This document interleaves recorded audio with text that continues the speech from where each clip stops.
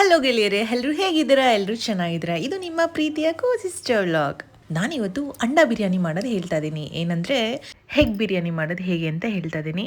ಈಸಿಯಾಗಿ ಸೂಪರ್ ಟೇಸ್ಟಿಯಾಗಿ ಹೇಗೆ ಮಾಡ್ಕೋಬೋದು ಅಂತ ನಾನು ಹೇಳ್ತಾ ಇದ್ದೀನಿ ಇವತ್ತು.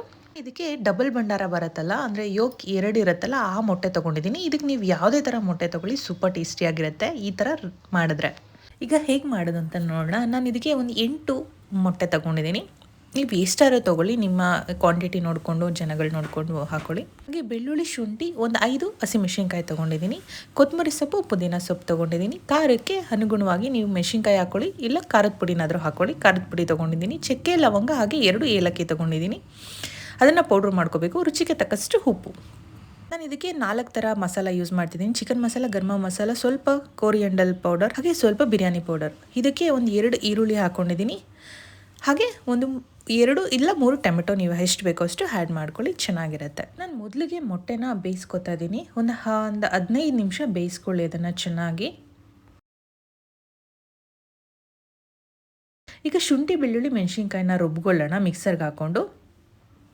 ಇಲ್ಲ ನಿಮ್ಮ ಪೇಸ್ಟೇ ಇದೆ ಅಂತ ಅಂದರೆ ನೀವು ಪೇಸ್ಟ್ ಆದರೂ ಹಾಕೊಬೋದು, ಶುಂಠಿ ಬೆಳ್ಳುಳ್ಳಿ ಪೇಸ್ಟ್ ಇದ್ದರೆ. ಈಗ ಇದು ಮಸಾಲ ರೆಡಿಯಾಗಿದೆ.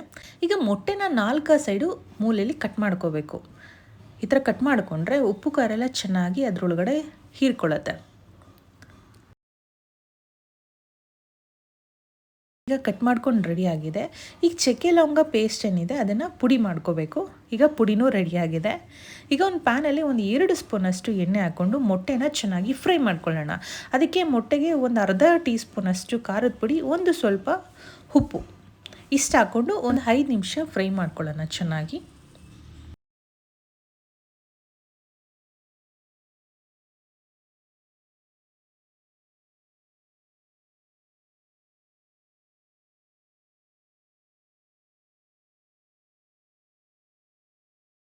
ಚೂರೇ ಚೂರು ಕೊತ್ತಂಬರಿ ಸೊಪ್ಪು ಆ್ಯಡ್ ಮಾಡ್ಕೊಳ್ಳೋಣ. ಈಗ ಟೇಸ್ಟ್ ಚೆನ್ನಾಗಿರುತ್ತೆ. ಈಗ ಇದು ರೆಡಿಯಾಗಿದೆ. ಇದನ್ನು ಜಾಸ್ತಿ ಏನಕ್ಕೆ ಫ್ರೈ ಮಾಡ್ಕೋಬೇಕು ಅಂದರೆ, ನಾವು ಕುಕ್ಕರಲ್ಲಿ ಹಾಕಿ ಬೇಯಿಸೋದ್ರಿಂದ ಅದು ಮೊಟ್ಟೆ ಒಡ್ಕೊಳ್ಳುತ್ತೆ. ಈ ಥರ ಚೆನ್ನಾಗಿ ಫ್ರೈ ಮಾಡ್ಕೊಳ್ಳೋದ್ರಿಂದ ಅದು ಮೊಟ್ಟೆ ಒಡೆಯೋದಿಲ್ಲ, ಅಷ್ಟೇ ರೀಸನು. ಈಗ ಒಂದು ಕುಕ್ಕರಲ್ಲಿ ಎಣ್ಣೆ ಹಾಕ್ಕೊಂಡು ಅದಕ್ಕೆ ಸ್ಪೈಸಸ್ ಆ್ಯಡ್ ಮಾಡ್ಕೊಳ್ಳೋಣ. ನಾನು ಇದಕ್ಕೆ 2 ಪಲಾವ್ ಎಲೆ, ಚಕ್ಕೆ ಲವಂಗ, 1 ಏಲಕ್ಕಿ, ಸ್ವಲ್ಪ ಕಸ್ತೂರಿ ಮೇಥಿ, ಹಾಗೆ ಸ್ವಲ್ಪ ಸೋಂಪು ಇಷ್ಟು ಹಾಕ್ಕೊಂಡು ಚೆನ್ನಾಗಿ ಫ್ರೈ ಮಾಡ್ಕೊಳ್ಳೋಣ. ಈಗ ಒಂದು 3 ಈರುಳ್ಳಿ ತೊಗೊಂಡಿದ್ದೀನಲ್ವ, ಸಣ್ಣಗೆ ಸ್ಲೈಸ್ ಮಾಡ್ಕೊಂಡಿದ್ದೀನಿ, ಅದನ್ನು ಚೆನ್ನಾಗಿ ಹಾಕ್ಕೊಂಡು ಫ್ರೈ ಮಾಡ್ಕೊಳ್ಳೋಣ.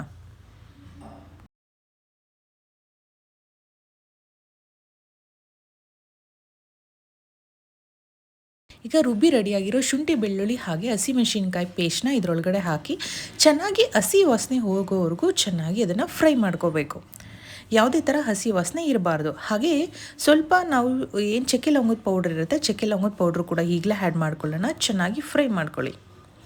ಒಂದು ಮ್ಯಾಕ್ಸಿಮಮ್ ಅಂದರೆ ಒಂದು 5ರಿಂದ 10 ನಿಮಿಷ ಚೆನ್ನಾಗಿ ಫ್ರೈ ಮಾಡ್ಕೋಬೇಕು. ಅದು ತಳ ಅಂಟಲಿಕ್ಕೆ ಸ್ಟಾರ್ಟ್ ಆಗುತ್ತೆ, ಅಲ್ಲಿವರೆಗೂ ಚೆನ್ನಾಗಿ ಫ್ರೈ ಮಾಡ್ಕೊಳ್ಳಿ. ಸ್ವಲ್ಪ ನೀರು ಹಾಕ್ಕೊಳ್ಳಿ. ಹಾಗೆ ಈಗ ಟೊಮೆಟೊ ಆ್ಯಡ್ ಮಾಡ್ಕೊಳ್ಳಿ. ಟೊಮೆಟೊ ಆ್ಯಡ್ ಮಾಡಿ ಚೆನ್ನಾಗಿ ಫ್ರೈ ಮಾಡ್ಕೊಳ್ಳಿ.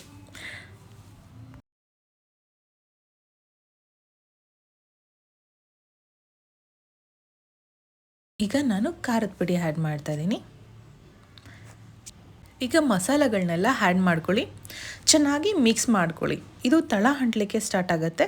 ಸೊ ಸಿಮ್ಮಲ್ಲಿ ಇಟ್ಕೊಂಡು ನೀವು ಚೆನ್ನಾಗಿ ಫ್ರೈ ಮಾಡ್ಕೋಬೇಕು. ಯಾವುದೇ ಥರ ಹೈ ಫ್ಲೇಮಲ್ಲಿ ಇಟ್ಕೊಂಡ್ರೆ ನಿಮಗೆ ತಳ ಹಂಟ್ಲಿಕ್ಕೆ ಸ್ಟಾರ್ಟ್ ಆಗುತ್ತೆ. ಅದು ಎಣ್ಣೆ ಎಲ್ಲ ಬಿಡಬೇಕು, ಆ ಲೆವೆಲ್ಗೆ ಅದು ಫ್ರೈ ಆಗಬೇಕು. ಈಗ ಒಂದು 2 ಸ್ಪೂನಷ್ಟು ನಾನು ನೀರು ಹಾಕ್ಕೊಂಡು ಚೆನ್ನಾಗಿ ಫ್ರೈ ಮಾಡ್ಕೋತಾ ಇದ್ದೀನಿ.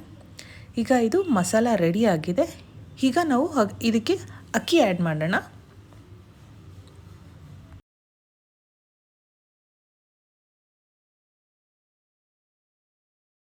ಈಗ ರುಚಿಗೆ ತಕ್ಕಷ್ಟು ಉಪ್ಪು ಹಾಕ್ಕೊಳ್ಳಿ. ಹಾಗೆ ಕೊತ್ತಂಬರಿ ಸೊಪ್ಪು, ಪುದೀನ ಸೊಪ್ಪು ಆ್ಯಡ್ ಮಾಡ್ಕೊಳ್ಳಿ. ನಿಮಗೆ ಬೇಕು ಅನಿಸಿದ್ರೆ ಕರಿಬೇವಿನ ಸೊಪ್ಪು ಕೂಡ ಆ್ಯಡ್ ಮಾಡ್ಕೊಬೋದು, ಬೇಕು ಅಂದರೆ ಹಾಕ್ಕೊಳ್ಳಿ. ಇದನ್ನು ನಾನು ಇದಕ್ಕೆ ಕೊತ್ತಂಬರಿ ಸೊಪ್ಪು ಹಾಗೆ ಪುದೀನ ಸೊಪ್ಪು ಹಾಕ್ಕೊಂಡಿದ್ದೀನಿ ಅಷ್ಟೇ. ಈಗ ಚೆನ್ನಾಗಿ ಒಂದು ಮಿಕ್ಸ್ ಕೊಡೋಣ. ನೀವು ಅಕ್ಕಿಗೆ ಎಷ್ಟು ಹಾಕ್ತಿದ್ದೀರಾ ನೋಡಿಕೊಂಡು ನೀರನ್ನ ಮೆಜರ್ಮೆಂಟಾಗಿ ಹಾಕ್ಕೊಳ್ಳಿ. ನಾನು ಇದಕ್ಕೆ 3 ಲೋಟ ಅಕ್ಕಿ ಹಾಕ್ಕೊಂಡಿರೋದ್ರಿಂದ ಇದಕ್ಕೆ ನಾನು 5.5 ಲೋಟ ನೀರು ಹಾಕಿದ್ದೀನಿ. ಏಕೆಂದರೆ ಸ್ವಲ್ಪ ಕಮ್ಮಿ ಹಾಕೋದ್ರಿಂದ ಅನ್ನ ಉಡುಡಿಯಾಗಿ ಚೆನ್ನಾಗಾಗತ್ತೆ. ಈಗ ಇದು ರೆಡಿಯಾಗಿದೆ. ನೀವು ಎಗ್ ಬಿರಿಯಾನಿ ಮಾಡಬೇಕಾದ್ರೆ ಆಲ್ಮೋಸ್ಟ್ ಒಂದು 50% ಬೇಯಿಸ್ಕೊಂಡು ಆಮೇಲೆ ನೀವು ಲಿಡ್ ಕ್ಲೋಸ್ ಮಾಡಿ. ಏಕೆಂದರೆ ಮೊಟ್ಟೆ ಹಾಕಿ ತಿರುವುದರಿಂದ ಮೊಟ್ಟೆ ಒಡೆದೋಗ್ಬಿಡುತ್ತೆ. ಈ ಥರ ಮಾಡ್ಕೊಳ್ಳೋದ್ರಿಂದ ಮೊಟ್ಟೆ ಏನೂ ಒಡೆಯೋದಿಲ್ಲ, ಹೇಗೆ ಹಾಕಿರ್ತೀವೋ ಅದು ಹಾಗೇ ಇರುತ್ತೆ.